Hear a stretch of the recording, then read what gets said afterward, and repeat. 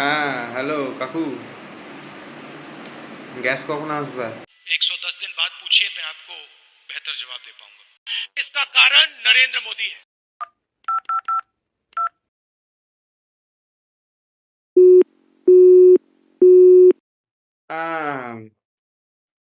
Hello, Narendra Modi বলছেন? আরে gas কবে আসবে? लवणे भोजन।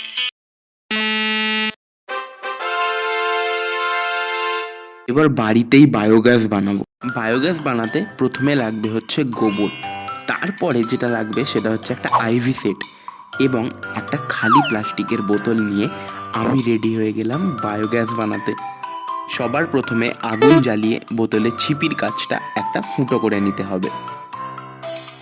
ফুটো করা ঠিকঠাক হয়ে গেলে আইভি সেটে ছুঁচালো দিকটা ওই ফুটোর মধ্যে ঢুকিয়ে এয়ার টাইটের জন্য ফেবিকুইক মেরে দিতে হবে।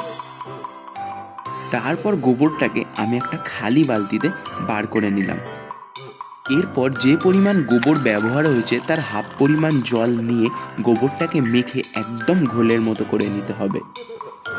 তারপর আর কি, প্রথমে ওই খালি বোতলটা নিয়েছিলাম না, সেটার মধ্যে গোবরটাকে ভরে ফেলি।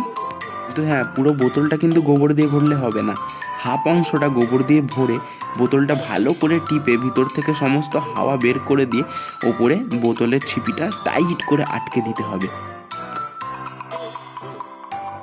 আর হ্যাঁ, এইরকম করে আইভি সেটটা বন্ধ করতে যেন ভুলবে না। বোতলটাকে একটা জায়গাতে রেখে দিলাম।